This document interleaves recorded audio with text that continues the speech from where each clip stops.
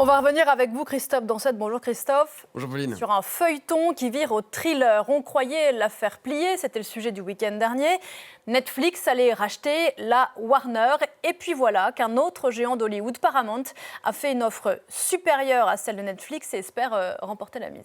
On a l'impression de suivre une très très bonne série hollywoodienne. Et d'ailleurs, c'est comme ça que je vais vous la raconter. On est à la fin de l'épisode 3 de cette saga, avec cette contre-offre que vous mentionniez, monumentale de Paramount. Mais avant de vous la détailler, cette offre, je veux revenir au début. Tout commence au mois d'octobre dernier, c'est-à-dire il y a environ 2 mois. Le mythique Warner, ce grand nom d'Hollywood qui vient de fêter ses 100 ans il y a 2 ans, annonce une restructuration, voire une vente de ses actifs. Très vite, l'information elle suscite des appétits. Plusieurs groupes font part de leur intérêt, dont 2 poids lourds, Netflix et Paramount Skydance.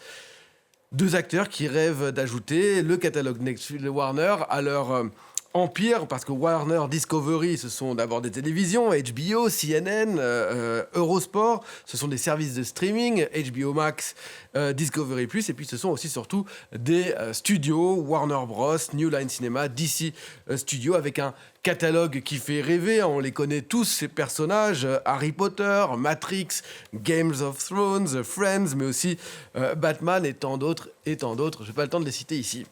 Et dans un premier temps, donc, c'est Netflix qui a remporté la mise.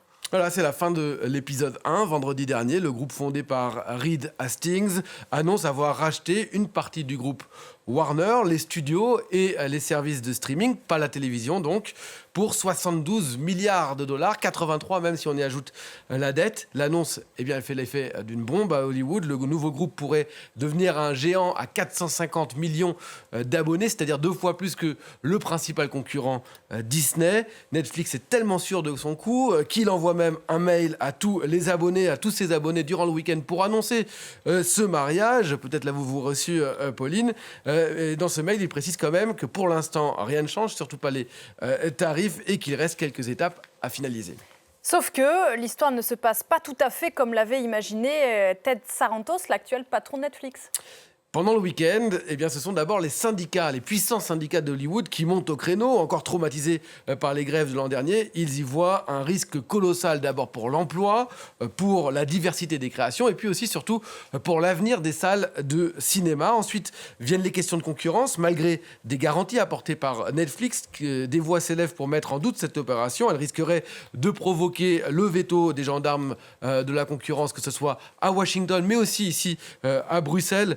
Disent-ils, parmi ces voix, un certain Donald Trump qui déclare que cette opération pourrait être, je cite, un problème. Il faut dire que Donald Trump est aussi très proche de la famille Ellison, surtout du père, Larry Ellison, qui est le patron d'Oracle, c'est le 2e homme le plus riche du monde.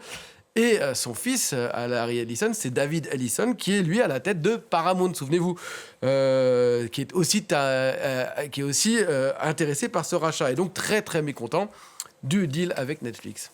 Suspense donc, et ça nous ramène à l'épisode 3. Cet épisode 3 qui commence lundi matin, hier matin, rebondissement digne effectivement d'un blockbuster. Paramount Skydance lance une offre hostile à, tenez-vous bien, 108,4 milliards de dollars. C'est 36 milliards de dollars de plus que Netflix. Et en cash, contrairement à Netflix qui proposait un paiement partiel en actions. Et Paramount ne veut pas seulement les studios et le streaming, il veut Warner Bros. Discovery dans son ensemble, y compris la télévision, y compris notamment CNN. Et donc, pour financer l'opération, Paramount compte puiser dans les ressources familiales de la famille Ellison. Encore une fois, c'est le 2e homme le plus riche du monde, Larry, donc il a les moyens, mais via un montage qui impliquerait, vous savez qui ? Non. Un certain Jared Kushner. Jared Kushner, c'est le gendre de Donald Trump, ou plutôt Affini Partners, qui est le fonds d'investissement de Jared Kushner, qui le ferait avec des investisseurs saoudiens, qataris, émiratis, avec lesquels Kushner entretient des liens étroits. Un scénariste à Hollywood n'aurait peut-être pas fait mieux, je pense, comme texte, comme scénario. Entre parenthèses, d'ailleurs, l'entourage de Trump prendrait ainsi le contrôle de la chaîne CNN qui lui était, pendant la campagne, si hostile. Et maintenant, dans l'éventualité d'un épisode 4 ou 5 ou 6, Christophe, qui a l'avantage ?